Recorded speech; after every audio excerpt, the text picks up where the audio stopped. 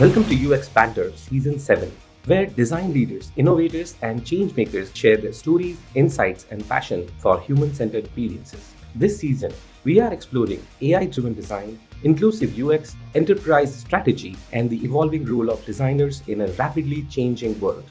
I'm your host, Dushyant Kanungo. This podcast is presented by Galaxy UX Studio and powered by Galaxy Weblinks, an Inc. 5000 company. Hello, everyone. This is Dushyant Kanungo, your host for the UX Banter podcast. We are in our season 7, and today we are joined by a creative leader who has shaped award winning digital experiences for global brands and continues to influence the design community through thoughtful, impactful work.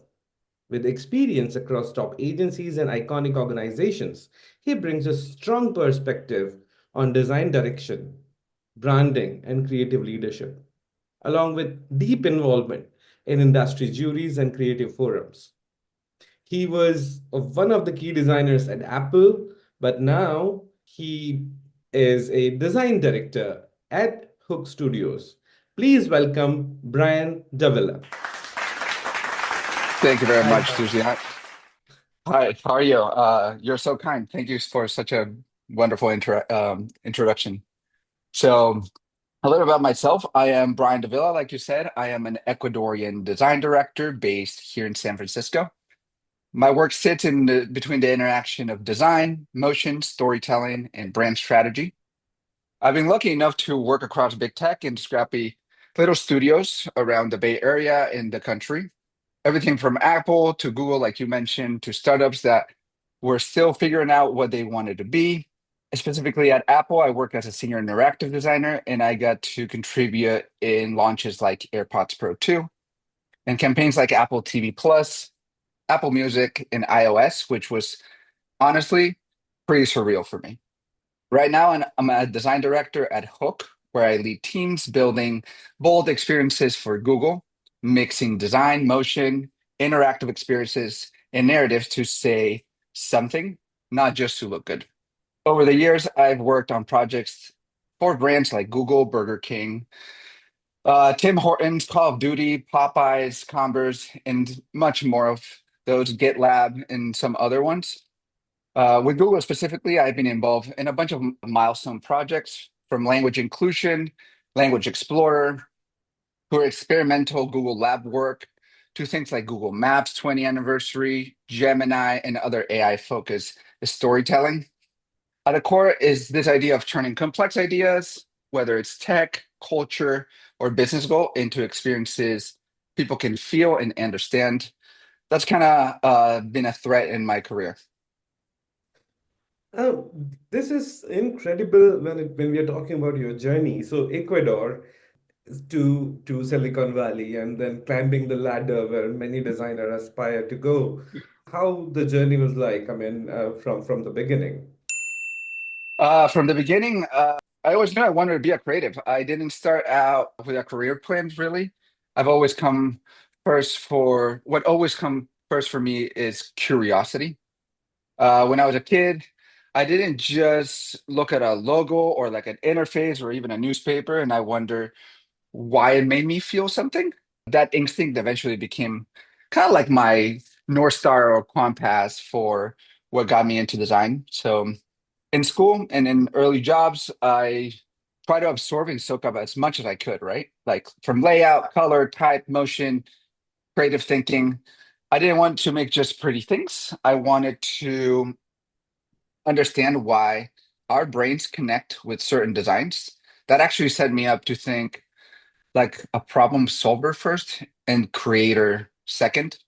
I work with studios and brands, like I said, that range from startups to global names. That was formative because it wasn't just like doing visual design. I was asking questions like, who is this for? What problem it is? What's the outcome that we want? What shifted me from being more of a maker to being a thinker in design?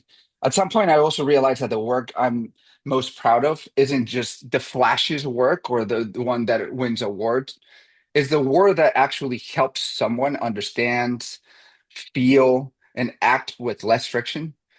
I've been consistent through big digital platforms to brand systems. The steps from senior designer to design director probably was the longest stretch of my career. And for me, it wasn't really just about titles. It was about helping others make the best work that they can.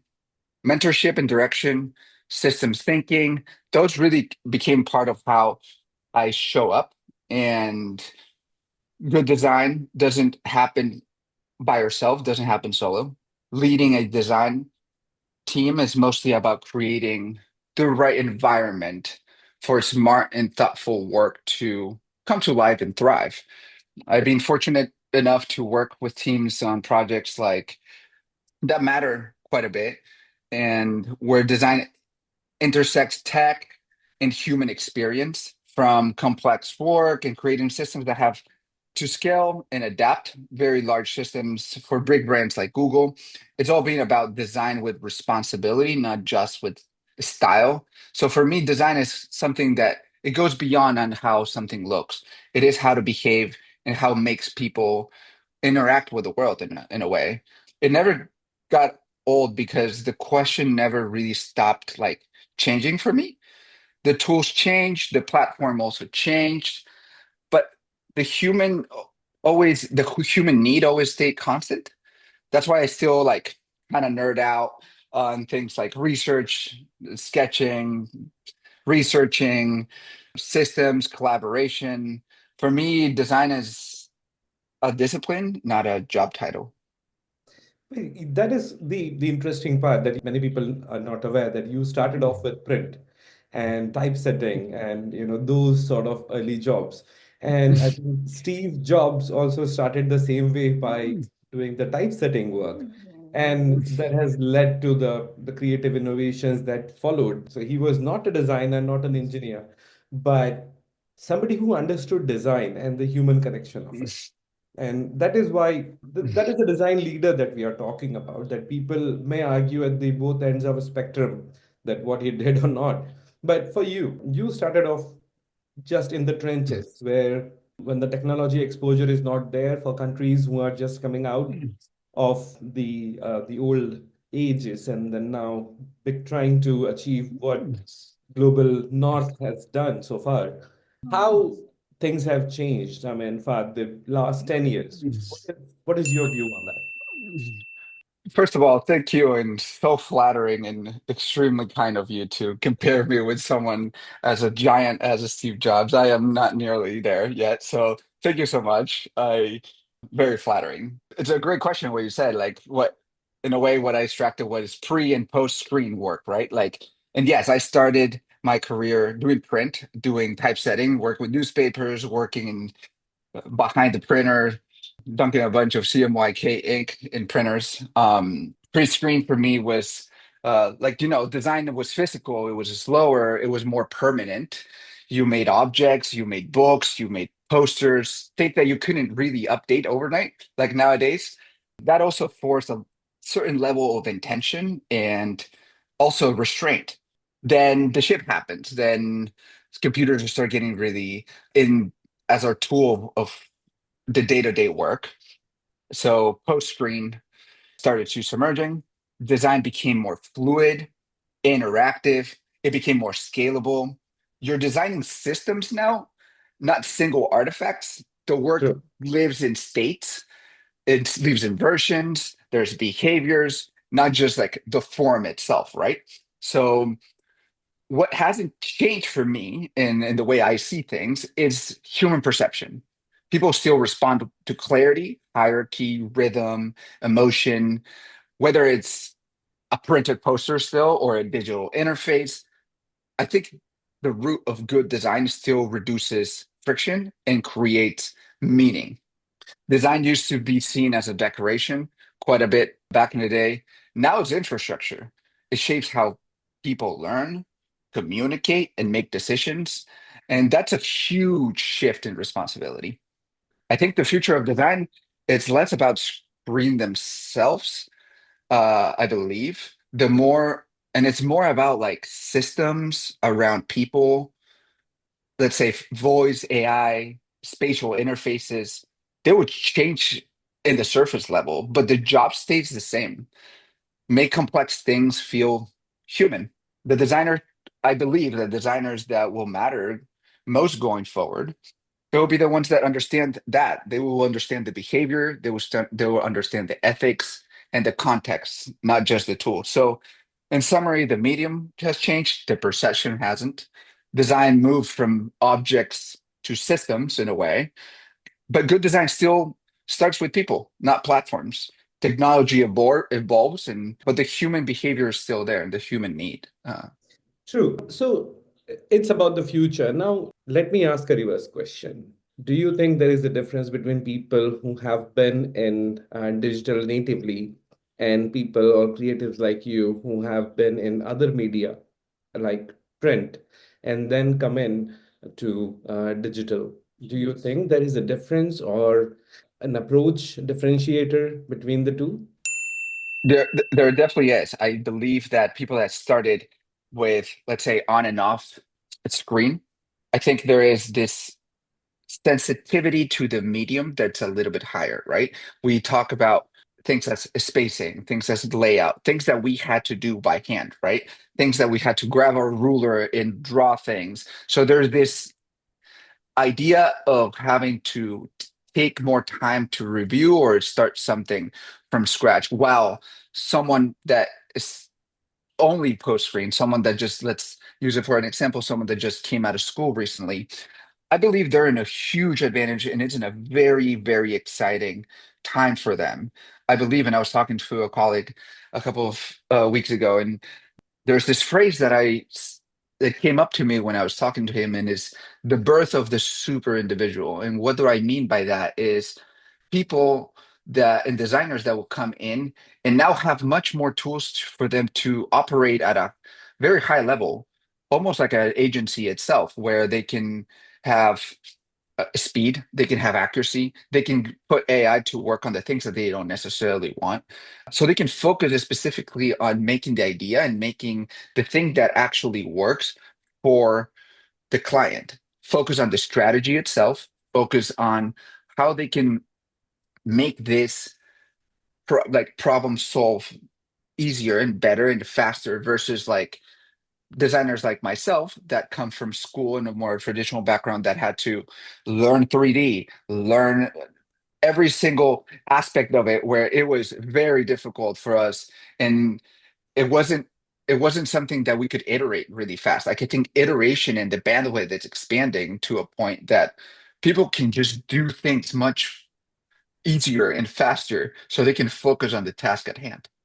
I remember those days back in 2000s when I was learning. So it was HTML, CSS was one part, then Flash and 3D Studio Max. Then I did Adobe Premiere, the early versions of it. Fruity Loops for audio editing. Corel Draw was one of the big tools that I learned back in the day. PageMaker used to be a thing. I never, explored it just because I didn't want to go to the print and PageMaker. I knowingly stayed away. That no, big no. But then those tools, they just came and went. I mean, Photoshop of that era was something else. And now with every release, it is moving closer and closer to something really magical. But understanding layers in itself was a big assignment back in the day. But yeah, the times have moved on, and with somebody who can just learn like 8 or 10 different things, and they would be the designer to go to. But now it has not just become very specific, but on the AI side, every designer has to define their own workflow. Do you think, as a design leader, that you can drive the people to say that use these sort of prompts and that these are the tools and handhold them through the canal, or it is up to the individuals? No, I think like there's a big responsibility for leaders to keep themselves up to date, to keep themselves understanding what is coming up front. Now that we have more time to actually see the task at hand, I think it's part of my job is to understand what they're doing, what are the most efficient workflows that they could use, test, try out, fail, win, and then tell them, hey, maybe there's so many ways to solve a problem, right? So I think it's our responsibility to know what's the fastest route to create something. And what I always think and what I'm always just striving to do is reduce friction. It's something I tell myself quite a bit every day. How can I reduce friction? How can I close loops faster?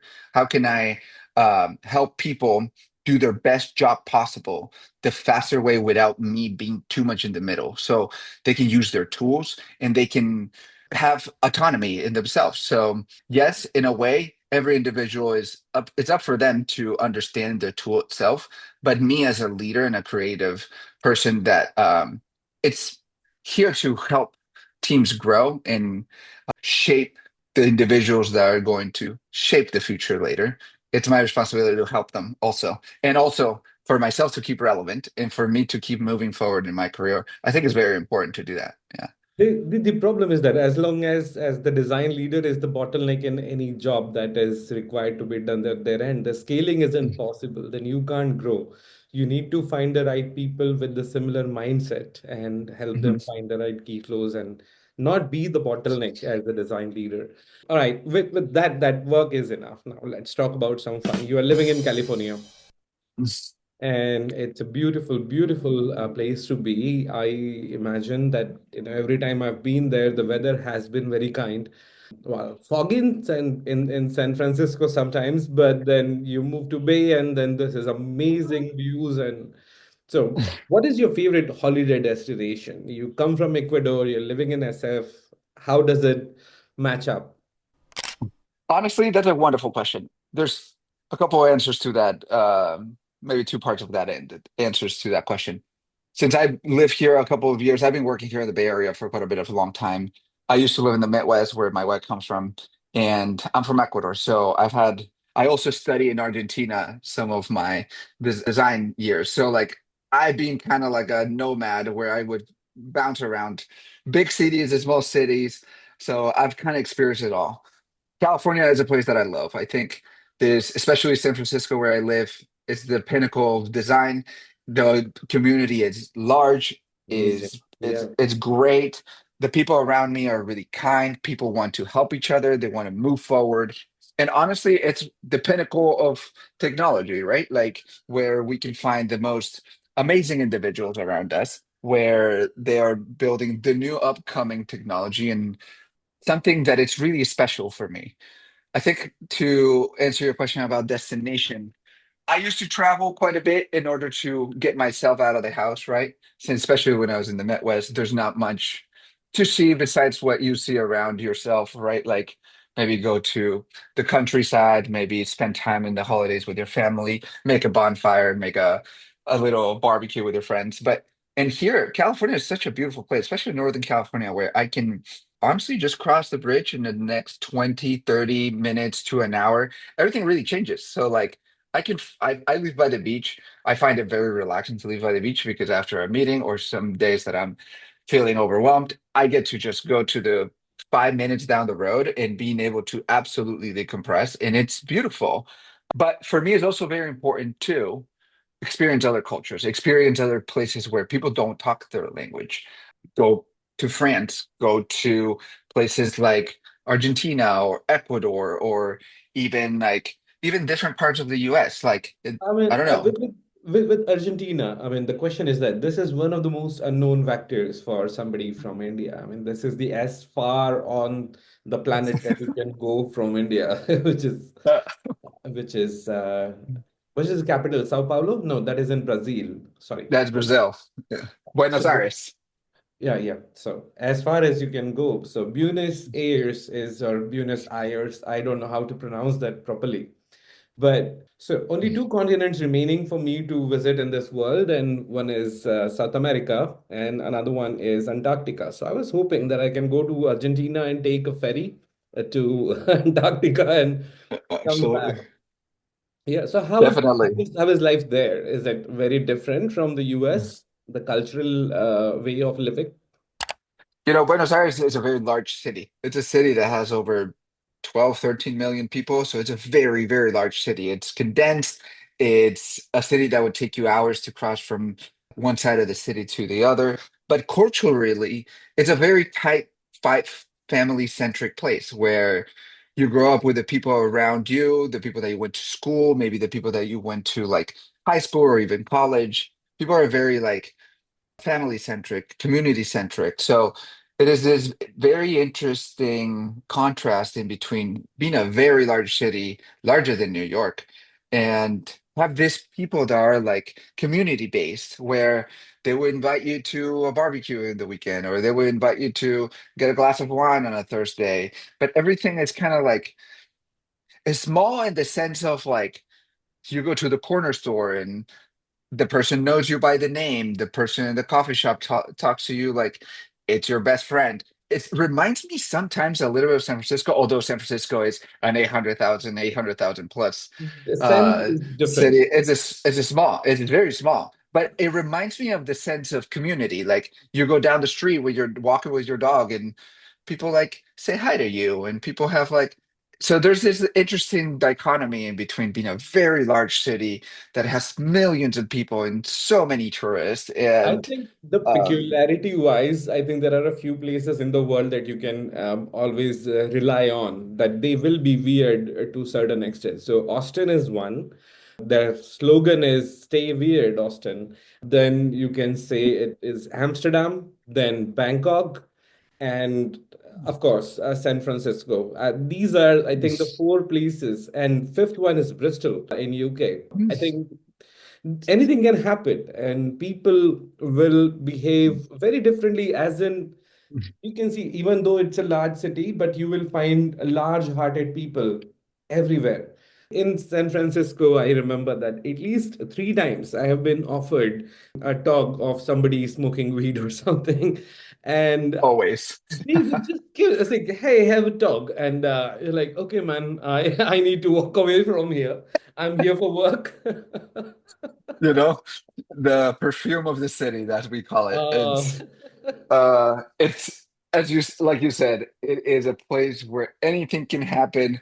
You can see You can go to a nudist bitch in the morning, or you can go to the corner where someone is yelling at a wall, or you can be meeting the next CEO of the largest tech company in the same coffee shop while you are in pajamas on a Saturday. Like it is like it is. And what it's nice and something I really like about it is that no one really judge you by who you are or what you do. You just do, True. and people are very open-minded. They treat you by who you actually are, not how you look or what you do. Or so it is a city that for me specifically fits really well. So yeah. That's amazing. All right. So when you travel, now you're married with family, and do you think your approach by experience of the different cultures from your Ecuadorian heritage, Argentinian education, and the culture of US, Midwest, and all that, it combines together to influence the work that you do? Absolutely. I think I bring a little bit of piece of every part of the world that I'm live and every type of culture that I am, because I feel like it is part of the puzzle in a way, right? Like I think the places where I live have shaped who I am and what I do profoundly, actually. Being able to speak different languages, being able to speak Spanish in two different regions or three different regions also shapes who I am.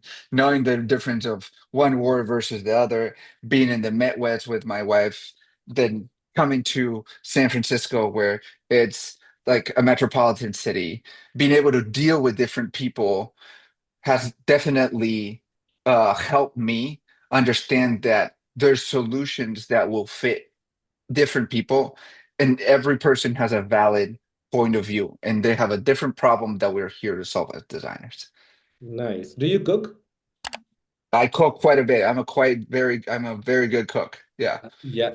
Well, obviously, the South American food is something to die for. I mean, anything that you take from below the US, even in Midwest, in Texas and other states, even the Bay Area, the Mexican and the Latin food is quite appropriate. So imagining somebody coming from that region must have been taught some recipes by not from the mom, but from grandmother, actually. So what do you cook?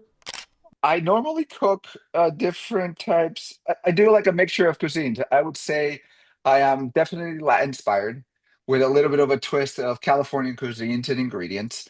And I do introduce a little bit of like French techniques in order to make my food come true, I would say. So I think it's a mixture of different things. I follow quite a bit of chefs around New York, San Francisco, around the country, where just cooking really good food that is not pretentious is our go-to, right? So like I feel like there's a very interesting relationship in between food and design, actually. I It treat a is. lot of there is, yeah. So, and even the way I talk sometimes like to my designers, I was talking to another design director today and I was trying to explain because she was asking me like, how do you see the team or how do you manage your team like from an overall perspective? And I'm like, you know what? The easiest way to explain you this is like I try to run a design team like you run a kitchen, like a professional kitchen, where we have stations, we take care of the task at hand, we clean after ourselves, we work in a line, we work for each other. While I'm chopping vegetables, the other one is making broth, and there's a saucier making a sauce. My job as a chef is to make sure that I have a good sous chef in the side to be able to manage those things. And I taste by when I go. I make sure that plates correctly. I make sure that the restaurant outside is not on fire. And then inside, I make sure that the food that's coming out tastes good and it looks good. So in a way, Looks it's very good. That similar to that design. plating part, the plating part, Yeah. I think is the one way that you can actually say, okay, now this looks good. Now let's see how it works in the entire spoonful of process of one user journey, and then what experiences brings to the table. And that's perfect example of how things should be. But you're right. So your favorite midnight snack? Favorite midnight snack? I hate to say this, but it's chocolate. I love chocolate. Yes. I find myself at 12 o'clock going for 8 pieces of chocolate. Now I'm 35 years old, so I'm trying to not eat as much chocolate as I could when I was 21, but definitely. My wife also has a sweet tooth, so when I hear her in the kitchen moving things Built around, for each other. Uh, I'm like, you're getting chocolate or you're getting a sweet treat. So yeah, I normally try to eat just till 9 o'clock my time, but here and there, I make a cup of tea and I find myself in the kitchen reaching for a piece of chocolate. so what keeps you up? Tea, coffee, or beer? Tea. I'm a tea head. I love tea. I love the culture of tea. I love the ritual of making tea. Tea is a very important and key part of my life. Like I start my day drinking tea. I'm drinking tea right now. Like I most likely have a tea on hand. So I don't know. I like things that take time, take care, and something that like brings some sort of ritual. I love your cup. That is wonderful. I I really like just that. got served tea. I have a t-shirt that says powered by tea or powered by chai. Chai, as they call the Indian tea. So you can see the color. Yeah, it's wonderful. I love tea, and chai is specifically a really good tea. And I can only imagine the quality of tea you guys get over there. I am very, very jealous. Yes. Yeah. Super. And that is one thing that I miss anytime I'm out of the country. And that's the chai. But these days you can find everywhere. But the Mm. proper way of making it that, you boil the water, you add tea leaves, it boils, then you add spices, then it boils again, then you add some milk, then it boils again, and then you strain it. So that is how you make chai. Now, the spices part is key because you get any spice practically you want. So whatever flavor you are going for, be it cardamom or say cinnamon, or if you want to add a little bit of ginger, all goes in, and together you just boil it and have it. Sugar, and yes, It's sugar is the one ingredient that I. it's wonderful. Cheers. It's great. Yeah. Hmm. Yeah, tea is a wonderful, wonderful culture, and it's an art form that I really, really appreciate. Yeah. All right. So tell me if there is a one book that you would like to recommend to our users. You asked me that question last time, and I've been thinking about it. Honestly, probably the hardest question that you were going to ask me. Mhm. Uh, it is a very hard question for me because I don't really read on one lane. My reading really reflects how I think as a designer. On one end, I'm deeply influenced by art history, especially Marcel Duchamp and the people that did ready-mades because he reframed how like authorship, intention, and context what really means. He basically taught us what ideas can that ideas can be the work itself. And then on the other end, I read things like Grit from Angela Duckworth. It's a book that it really comes up to mind, and it's one that it actually came up to my mind quite a bit in this last week thinking about this question, which is more about discipline, perseverance, long-term effort, and you might think these are two very far apart books, but for me, they're quite No, connected. actually, see, inspiration comes from very different random nooks and crannies.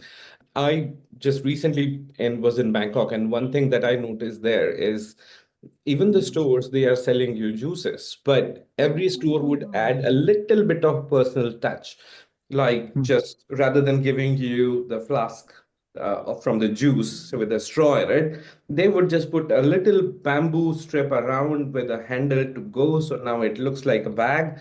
And that is just one shop that is doing it, and you can just simply hold the mug in your hands, but no, they'll have to do that. And then there was this store that was creating anime out of you, but rather than once they draw it you give the money and you take, no, they would give you a coin.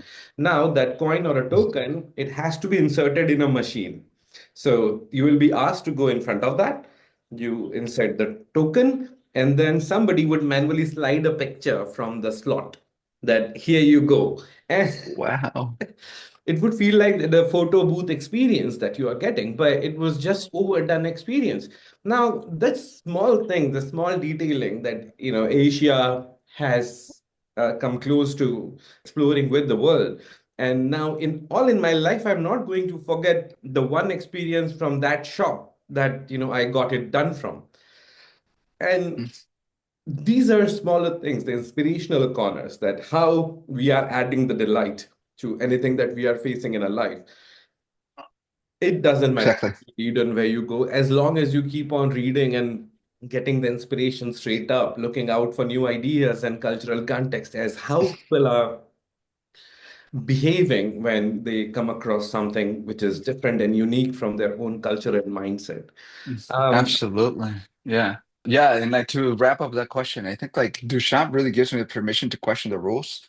Angela Duckworth and her books about grit specifically reminds me of questioning the rules to still takes consistency and patience. And I think to your point, design lives right in that tension between concept and execution. So yeah, my library is full of books from cooking to storytellings of Lovecraft, or like I said, biographies from Calvin Tompkins, like Duchamp or Robert Rauschenberg, or reading self-help books like Grit from Angela Duckworth. I'm reading a book about Greeks right now and mythology.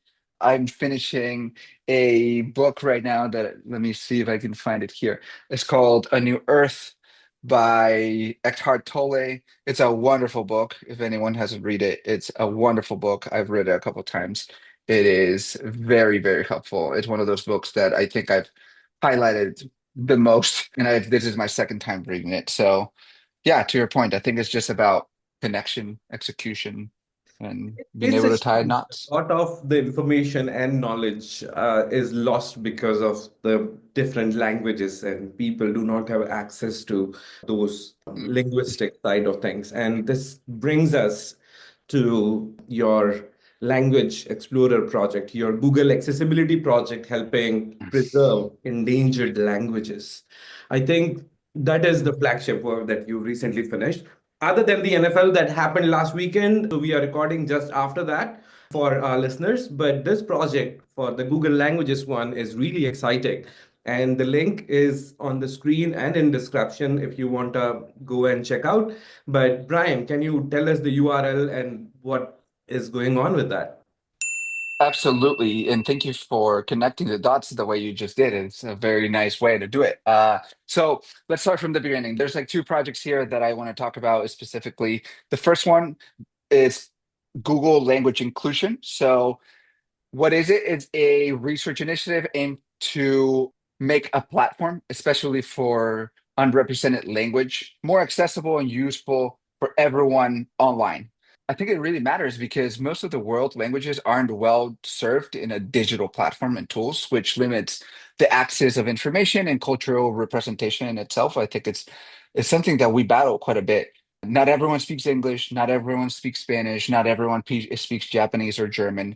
There's 7,000 languages around the world where most of them are underrepresented, and the internet is not really accessible for everyone. Accessibility is a core theme and a core principle in my design practice. I think it's something I really concern and it's something I take really good care and I put a lot of emphasis on. Some of the design challenge here in this Google Language Inclusion, which is the overarching project that contains the second projects that would I would explain here in a little bit. It the challenge was to build a system that respects linguistic diversity.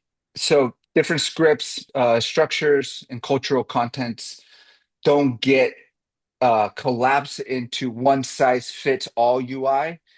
Designing with inclusion as a constraint was one of my main focuses, not just making things usable, but equitable for different language communities.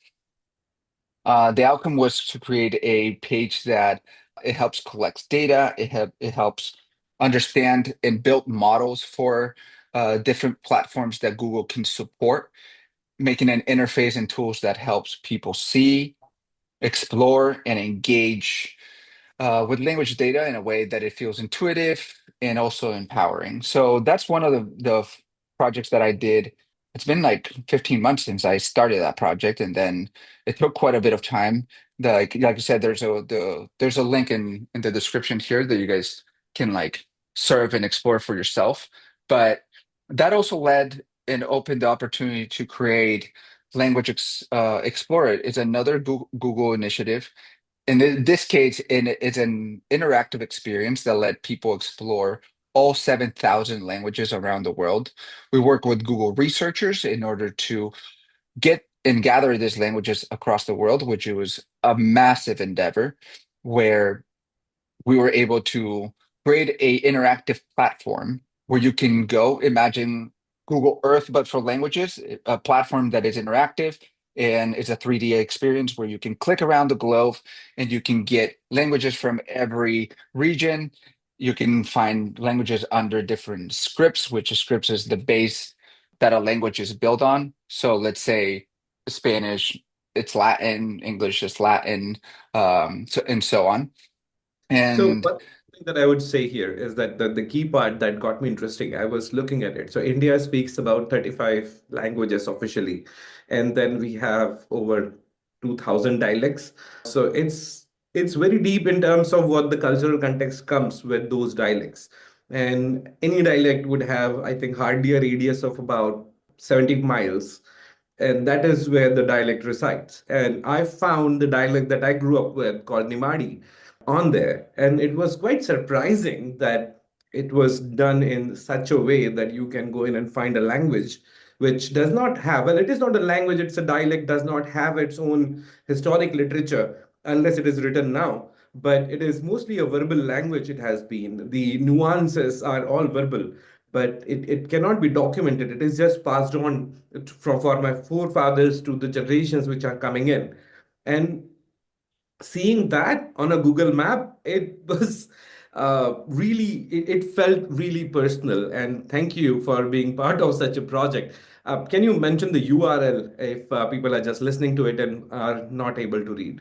can you repeat that question again? Sorry, I couldn't hear you. Can you please say the URL if for the people who are just listening and not able to read? Yes, the URL is sites.research.google/languages/language explorer. So you'll be able to find it that way. It's part of Google Research. It's an initiative of Google Research. We work with hundreds of people around the company in order to make languages that are invisible online. Like I said before, less than 100 languages are supported online. And for 5 billion people in the internet, it's not accessible for them to access information, right? Like people have access to the internet, but they don't have equity. This project makes them visible. It makes people being able to search. And to your point, and I'm really glad that you were able to find your language there. India is a very complex region of the world in order to map languages because they say that a language changes every mile that you go, like in a way. Like India is a very complex, but my goal was to make it human. Um, the challenge here was turning this really massive, complex linguistic data into something that it felt intuitive first, it felt approachable, into a making it into an interactive living data organism that helps you visualize. It also helps the model learn in real time from hours and hours of recorded speech, translating complexity into a very clear and intuitive way to serve. Like you don't really need to read much in this website. You can just explore, play around. It feels very interactive and playful. Designing exploration feels curious. It's not necessarily academic. It can be playful, like I said, but rebuilding the web to serve the entire world.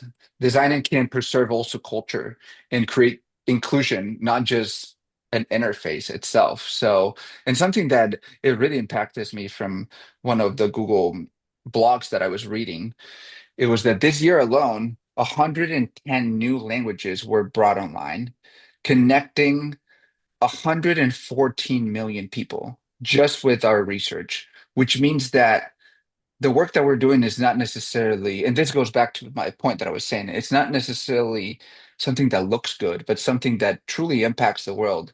It makes the world a better place in one way or another, you know?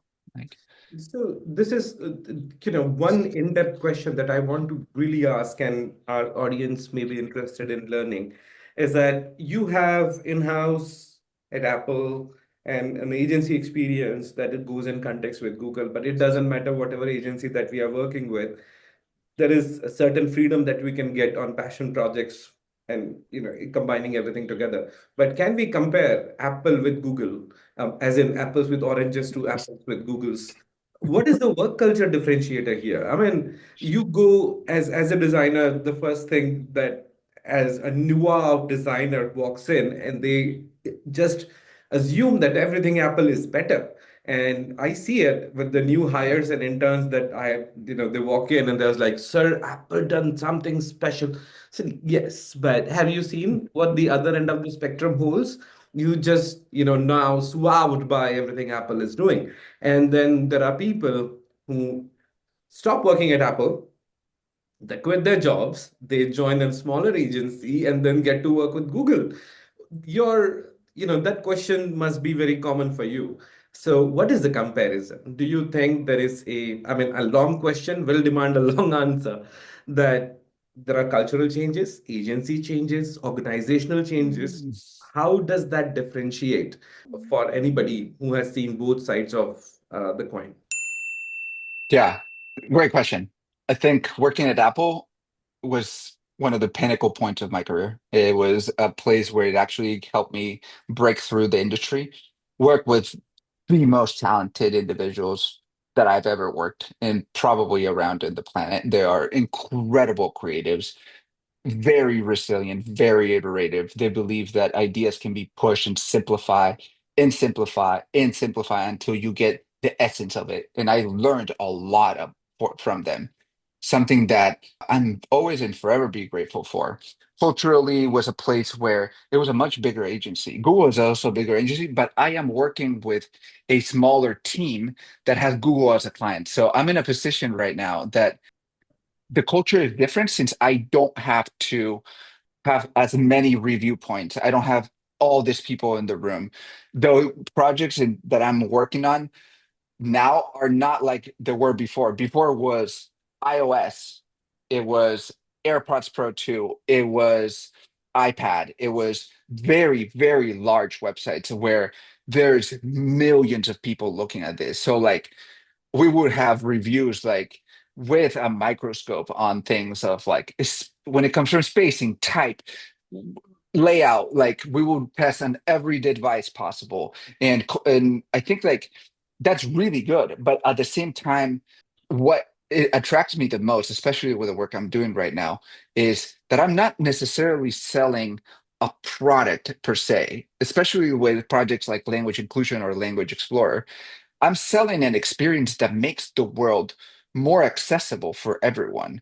It's not something that I'm working for the privileged people that can buy a pair of headphones or someone that can pay over $1,000 for an iPad, which they're great devices. Don't get me wrong. I use them all the time, but I feel like my reachability is expanded, and the way I can get in to impact people is much more profound than selling a product.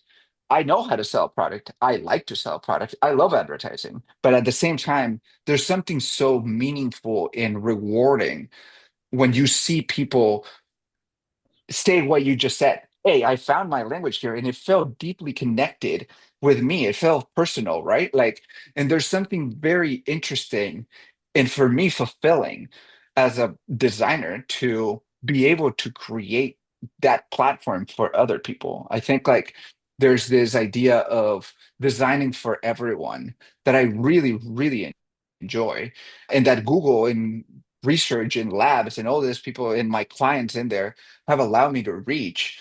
While, yes, it might have a different system, design might not be the forefront of Google. It might be, it's a service that they sell, Google as itself. It's not a product, it's not design rooted like it would be in Apple. Apple is like working at Ferrari, basically. Like you design to its max. Like everything goes through the lens of design.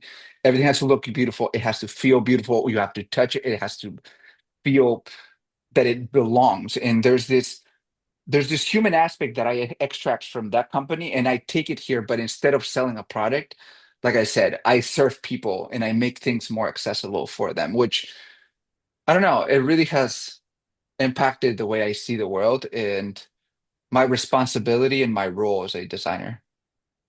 Do you think that there is a specific kind of pressure while working with such high visibility organization for high visibility projects?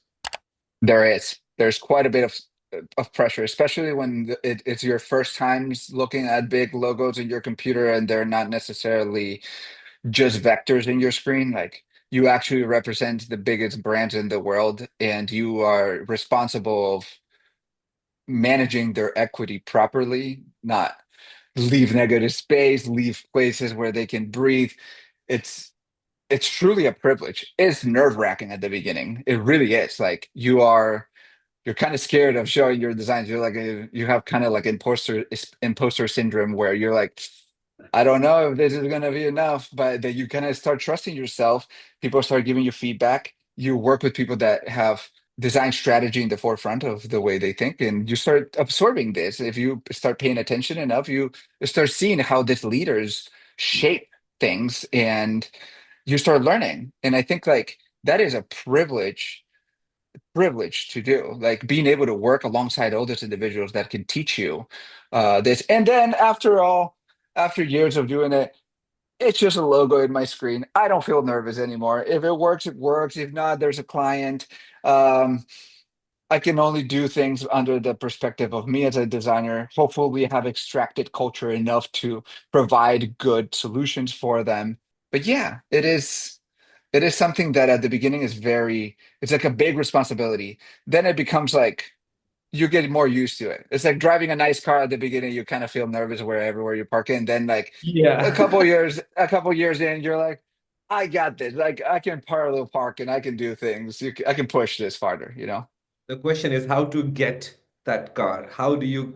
This one is for my shorts and reels that we are going to carve out of this. How do you get a job at Apple? You know, this is something I will always tell myself. I tell my younger self that. Discipline counts double than talent. And I'm going to repeat that again. Discipline counts double than talent. Talent might get you noticed early, but discipline is what compounds over time. It's showing up when the work feels boring, it's unclear, you're nervous about this, it feels hard, you're tired, it's 12 o'clock on a Friday, and you need to deliver this on Monday, and your designs are a disaster. Like, it's staying curious, practicing your craft, and finishing things even if no one is watching. The people who last aren't always the most gifted. They are the ones who keep going, keep learning, and keep redefining. Discipline is what turns our interest into skills, and those is skills into a career. So discipline counts more than talent. It really does. Well, that has been a profound advice, and I believe that brings us to the end. But before that, I'd say that thank you, Brian, for this wonderful, wonderful conversation. This actually shows that how anybody who is listening, you can actually walk the path to the biggest of the organizations to make a mark with your design and your craft. You just need to follow the right way and the approach, staying positive. The imposter syndrome will come and haunt you. English may not be your first language, but we can all build on that learning and we can proceed and look for the future. And bigger companies will come on calling without the hesitation of what can be done.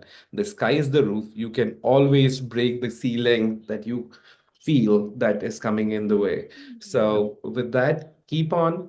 And Brian, any passing remarks? Thank you so much. I appreciate you, Dushrant, for everything you do. I have a couple of things that I do want to say. As foreign people, as people that are not from America, we're here to build the future. We're here to keep pushing. I'm a very proud Latino, and I'm here to represent my people. I'm here to represent others that are part of a minority. I also want to say, if you guys ever want to reach me to it, you always want to have a casual conversation, you guys can find me on LinkedIn as Bryan Dávila. You can also go to my website, bryandavila.com. You can email me. I'm always here to help. I'm open to any type of conversation, and I'm open to help the new future designers to shape their careers in path path forward. With that so much, and that brings you to end of this conversation. Don't forget to like, share, and subscribe to my channel. This is UX Banter, Dushyant Kanungo signing off.